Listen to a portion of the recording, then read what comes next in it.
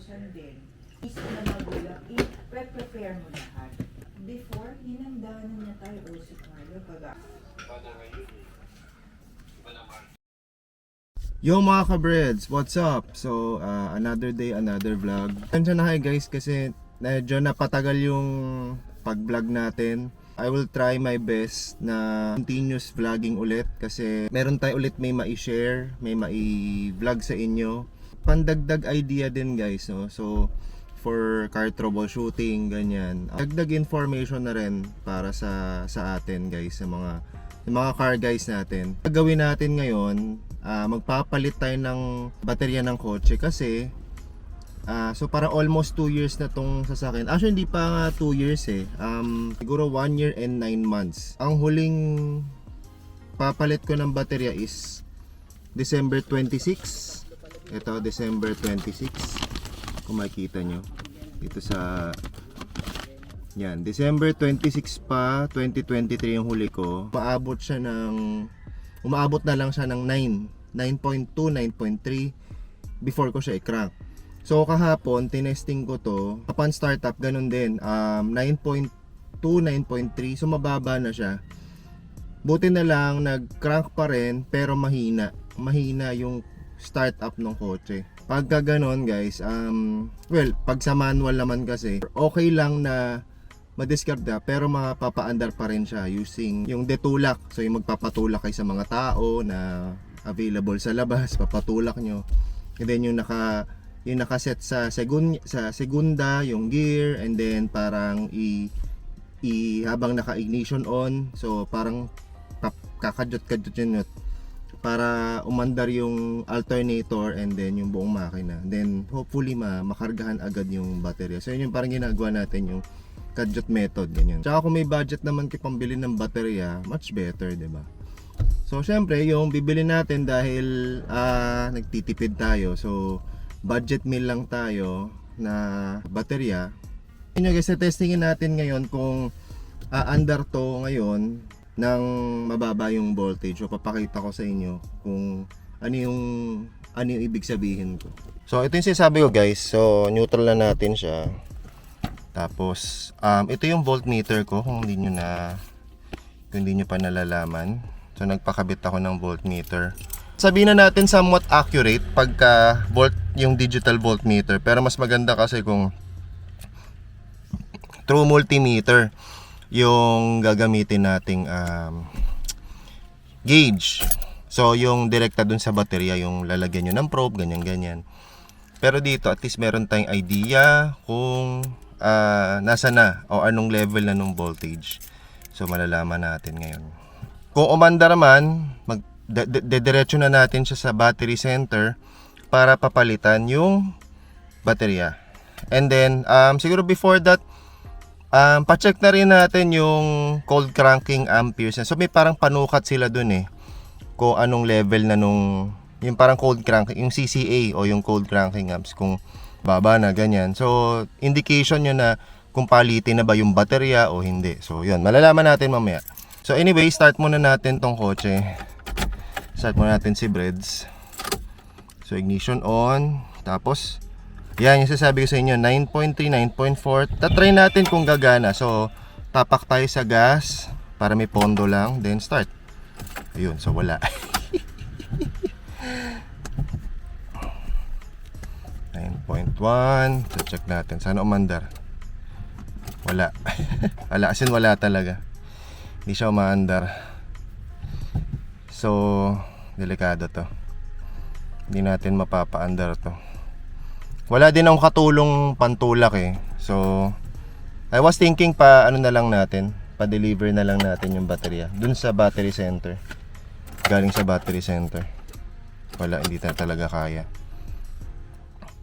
Yan. So ito maganda guys kaya importante meron kayong voltmeter para nagi-gauge nyo kung hindi kumakarga yung baterya nyo. Ganun. Ay di, the reason ba't hindi umi-start yung kotse nyo, yun yung isang reason ba't kailangan nyo magpakabit din ng voltmeter. So ganito guys, i-off natin yung mga accessories, sin natin kung andar pa siya, kung tataas. Ito off natin tong steering, ano to. Yan. Tapos ito, yung dashcam. So maliit lang naman yung battery consumption nito, pero just to be sure, ayan, off natin yan. Yan, tingnan natin kung aandar pa. Yan, so medyo tumaas. Ayun, umandar. Ayos, di ba? Yan. So, pwede nyo gawing method yun guys. Patayin nyo lahat ng accessories. Actually, yun lang naman yung radyo, patayin nyo muna. Tapos yung dashcam, kung may dashcam kayo, patayin nyo muna. Yung mga ilaw, patayin nyo muna. Kasi nakakadagdag sa drain or konsumo sa baterya. So, ganun. Lalo na pag naka-EPS kayo, kagaya nito, naka-EPS na kasi ito si Breads, naka-EPS na siya. Make sure nyo guys na naka-neutral yung steering wheel, yung naka-sentro. Make sure nyo na naka-sentro yung steering wheel. Kasi, pag nakapihit siyang ganun, let's say, paggising sa umaga, nakapihit siyang ganyan, nagkokonsumo siya ng battery kasi medyo umaandar yung pinaka-motor ng EPS. So, para hindi siya umandar or para hindi siya magkonsumo ng battery, i-neutral nyo muna. Kasi pag neutral siya, hindi siya masyado nagkokonsumo ng baterya or ano lang siya, yung parang zero consumption, basta ganun. Good thing umandar naman. Yan, so kumakarga na siya, nag 14 na ulit. So yun yung pinakamataas niya. So mamaya buksan natin aircon after 1 minute para sumikot lang muna yung mikot lang muna yung langis. So ito yung presyo pala niya guys, yung Powerless yung brand pero Motolite din ang gumawa. Powerless yung gamit ko. So ang presyo niyan is 3.1. Yan, 3.1 siya. Nakita nyo ba? Yan, 3.1. So malamang yun din ang gagamitin natin. Wala talaga tayong budget guys mahirap hindi naman sa nagtitipid, kaya lang kasi yun lang yung pagkakasya natin na budget ngayon. Kasi alam nyo na, per months maraming gastusin ganyan. So pakita ko ulit yung level ng ng battery. Ayan, so bakit naman siya 14. Punta na tayo, pero before that siguro papagas muna tayo kasi konti na lang. So for tomorrow's work ulit. Ayan guys, so naka-on na yung battery ako. Ayun, naka-on na yung battery ako. Naka-on na yung aircon ko. So sineset ko lang yan sa 2 level 2 yung fan speed, tsaka yung thermostat ko gitna lang kasi malamig naman ngayon kasi ba nag-uulan. So ngayon, September 7, 2025. Diyan ko lagi sineset yan kasi malamig naman. Tsaka malamig na may aircon ko. Kahit wala pang linis ng more than a year. Pero kasi ang huling linis ito is January of 2024. So mag-ipon ulit tayo ng budget. So by January ulit sana umabot. Total malamig naman, hindi naman laspag na yung compressor. I-prioritize na lang natin to by January. So para before summer of next year is prepared ulit yung aircon natin for panglabanan sa init. Yun. Tatanong pala guys, kung gaano kalamig ngayon yung aircon ko. Kasi last time pina-overhaul ko to sa RCS sa may kung familiar kayo doon sa may STI sa may Mandaluyong, basta boundary ng Mandaluyong Santa Mesa, malapit sa Lourdes Hospital. Although maganda naman yung gawa nila, medyo mahal lang yung charge nila, to be honest so hindi ako nagsisinungaling dito. Medyo mahal yung charge nila sa pag-aircon, pagpa-overhaul ng aircon. So and then na-testing ko naman yung gawa nila, okay naman kahit mahal, pero sulit naman. Hindi ko pa nafe-feel yung parang hilaw na lamig. So indication yun na may barado sa saan man, expansion valve, sa evaporator may nagli-leak na, or yun doon sa mga tubings nyo sa labas, yung hot and cold na tube. So isa yung mga cause na yun. Tsaka yung compressor ko naman hindi naman nag-iingay. So yun. So mukhang okay pa naman yung aking aircon system. So alamin lang natin guys kung gaano siya kalamig ngayon. So meron akong ano tawag dito? Digital temperature. So para malaman natin kung gaano siya talaga kalamig. Lagay natin siya dito, tutusok natin dito sa aircon. And hintay lang tayo ng mga ilang minutes siguro. 5 minutes, mga 2 minutes siguro, pwede na yan. Yan. So ang indication guys na para masabi nating malamig or cold enough yung aircon is dapat at least lumapit siya sa 10 degrees. Kung ganito lang yung setting nyo guys. Pero kasi pag sinagad ko to, papalo pa to ng mga 6 to 5 degrees. So hindi ano yun, hindi kwentong barbero yun. Totoo yun, umaabot siya ng 6 to 5 degrees. Pagka sinagad ko to, tapos binabaan ko yung fan ko, ginawa ko lang number 1. So magiging ganyan ang reading yan. Pero kasi syempre nasa number 2 tsaka gitna, hindi siya abot ng 6. So ayan, so nag-kick in ulit yung thermostat. Ibig sabihin nag-automatic na siya. Na-feel mo naman yung lamig malamig naman siya. Yan. Ayoko din na sobrang lamig kasi ginawin ako Tsaka may nafe-feel akong parang nagmamanhid na yung daliri ko. So ayoko din yun. Maapektuhan yung pakiramdam nyo pag ganun. So yung tama lang na para masabi nyo na napipreskohan na kayo. So ayan. So pwede na siguro yan 10 degrees. Malamig na yan. Pero pag medyo pahilaw na yung lamig ng aircon nyo, pag nasa 16 degrees yata yun 15 or 16 and above. So pag ganun yon ng ganitong settings, ibig sabihin nun pahilaw na yung aircon, yung pahilaw na yung lamig ng aircon nyo. Yan. So far naman okay pa. Nakakatulong din talaga kasi yung good weather natin na not too hot and not too hot, para hindi rin mahirapan si compressor natin. So pala natin guys, TRS, yung Sanden TRS. So yun, upon surveying sa mga sa clubs ng Corolla, yung mga T2E club, familiar kayo doon. Na-survey ko din before ano yung stock ng compressor ng may nagsasabi naman na Sanden 507, pero ang sa pagkakalam ko, pag sa 2E daw talaga is ang common na ginagamit is TRS 090. Okay, pero may nagsabi din na yung mga naunang small body talaga hindi pa TRS. Alam ko parang mas lumabas yung TRS sa big body na. Pero sa small body daw may isa pang klase ng Sanden na mas maliit ng konti pa sa 507. Pero kasi ang mas available na sa market ngayon is yung 507 tsaka yung TRS na Sanden din 090. Tas meron din ginagamit yung iba dito na Denso 15C, pero medyo mabigat yung load niya kasi mas malaki. Tapos piston type yung ginagamit, basta mas malaki kaysa sa 507. Sige, biyahe na tayo kasi alas 11 na. So time check tayo guys. Ayan, mag-11 na. So ayoko naman abutin tayo ng siyam-siyam. Eventually. O yan guys, Sunday drive tayo ngayon. Masarap mag-drive ngayon kasi Sunday. So September 7 ngayon. So ito yung Kalakang Marikina.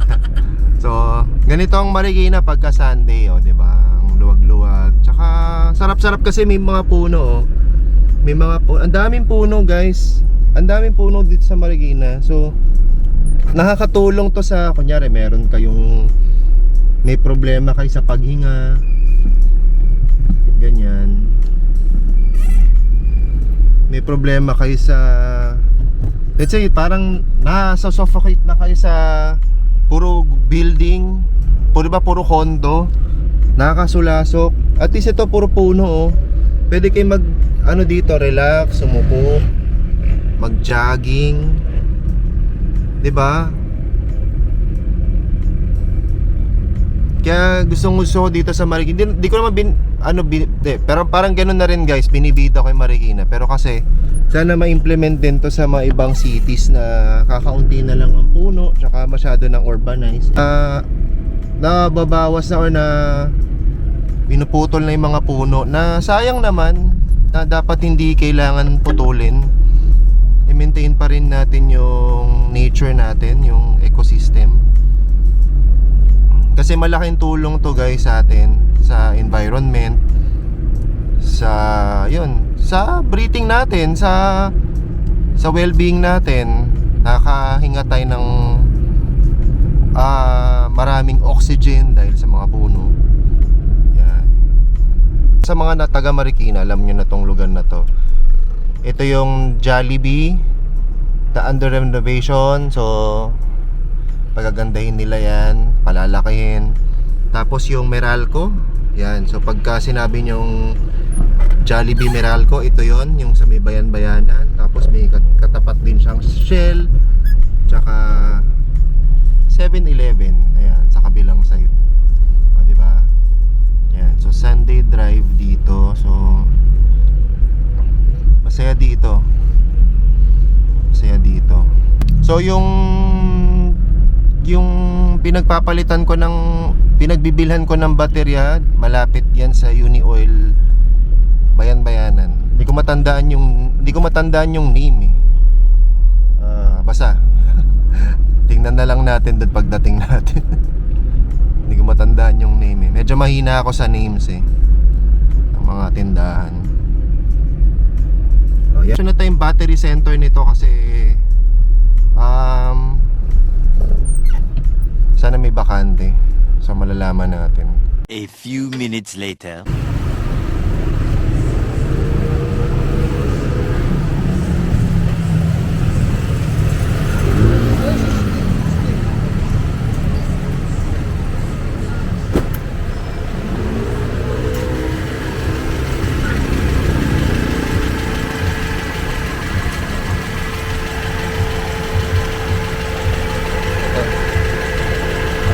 CR8 Great Ventures.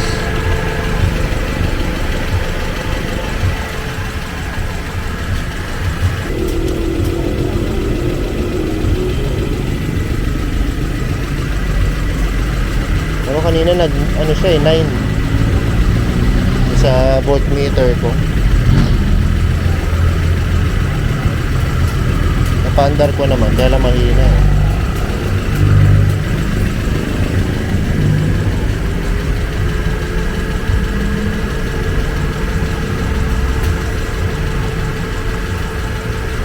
Patayin mo naman ito. Ha?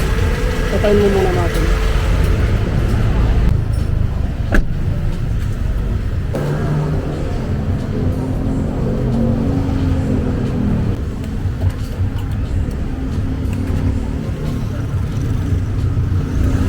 Anong tawag dyan, kuya? Load tester. Load tester.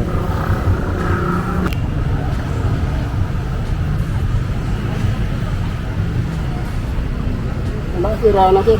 Ha? Sira na number 2. Ano na? Bumigay na. Oo. Palitin na talaga na. Sige.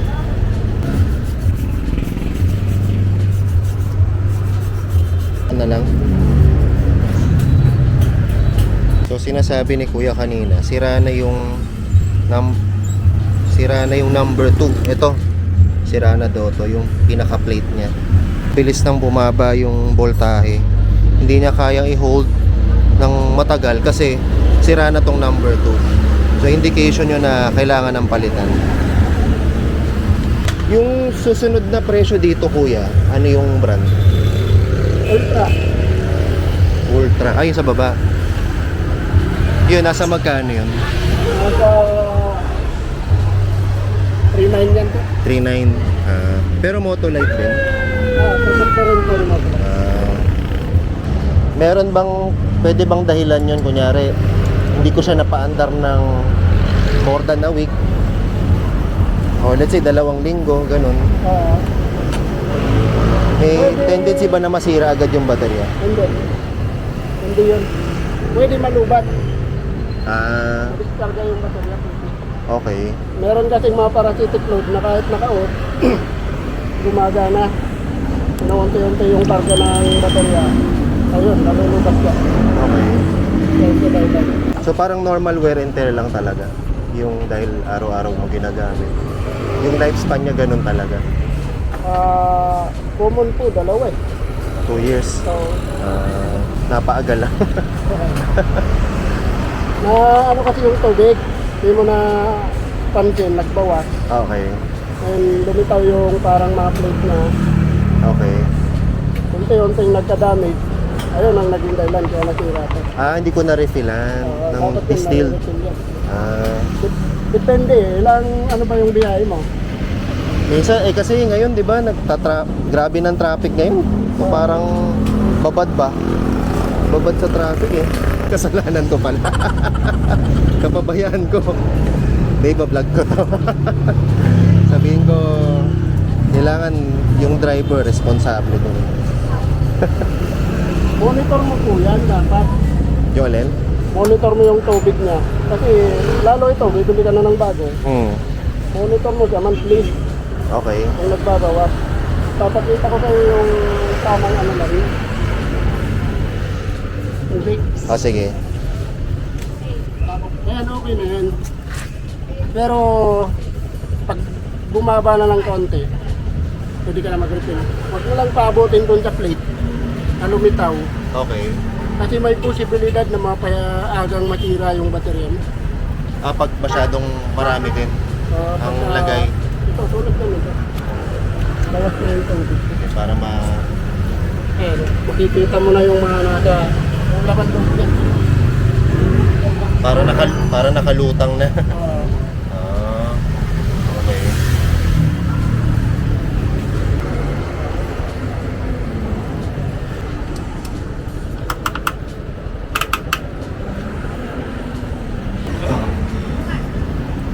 Pero kung nalagaan mo to, baka tumagal pa. Monitor mo yung tubig. Nalagaan ko ng tubig. Sumasabay naman yan sa mga maintenance free. Pag-aalaga na rin talaga. Nasa tao na rin. Pag di ka uminom ng gamot mo, di ba? Ng maintenance mo, maaga ka machuchugi.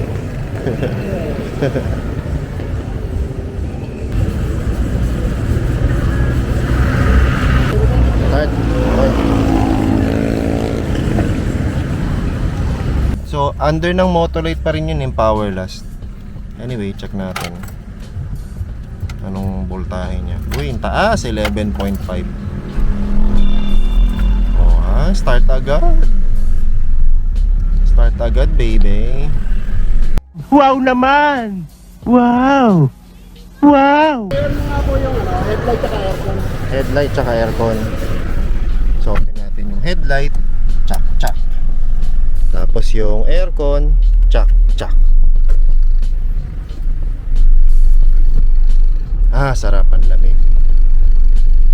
So, naka-on na siya. So, naka-ano na ako guys hindi kita rito eh. Pero naka-ano na ako yung sa panel gauge ko. LED. So, ako lang din nagpalit niyan. So, ginawa ko na ng puti para visible siya sa gabi. So, advice mo kuya, once a month, isilipin ko yung tubig. Monitor mo. Okay. Pwede mo naman idaan dito para parehas natin nakikita. Siguro para pagka kunyari, dadagdagan, para lang ko sang level. Oo. Ganon. Hanggang lang kasi dapat yun. Kasi pag tumubra siya dito sa labi, yan. Yung parang plastic na yon. Oo, kasi habang ginagamit mo yan, kinakarga ng alternator, di ba? Oo. Yung kuluan yung tubig nun, Pwedeng ano, lalabas talaga yan. dito sa butas. Okay. Ano na lang daw yan, sir? 2.6. Okay. Ate, kinukunan ko Sir. 2.6. Tatlong dito. 26,000. Salamat Okay, sir. Bye. Sige. Dapat sedan, hindi yung plate number. Naduling ako. Yan. So tinrade in ko yung... Teka, dito tayo sa loob. Meron din pala silang boss ay mga kabreds meron din silang express hatid. Yan, yun yung hotline nila. So papahatid kayo sa bahay. Let's say kunyari matik yung kotse nyo, hindi nyo na mapapaandar kaysa hatakin, 'di ba? Sila na maghahatid sa inyo. Basta sabihin nyo lang yung code ng baterya nyo. So 3,000. Tapos tinirade in natin luma, so 400. So minus 400. So 2,600 na lang total. Yun. So pwede na. Good for 2 years. Yun lang talaga yung budget natin eh. Alagaan na lang natin din sa tubig. Alagaan natin sa tubig gamit ang distilled water. So yan. Ay pala guys eh. Ayan, yan. Yun yung binili ko. 3,000 to SM. Yun.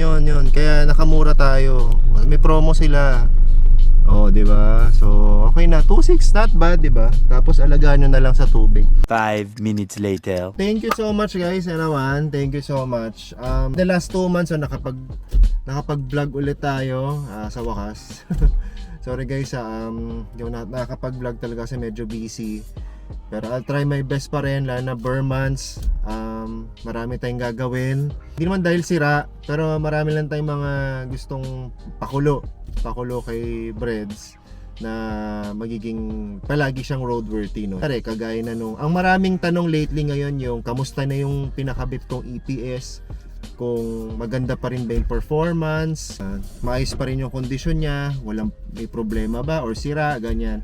So sa next episode yun yung mga ipapakita natin.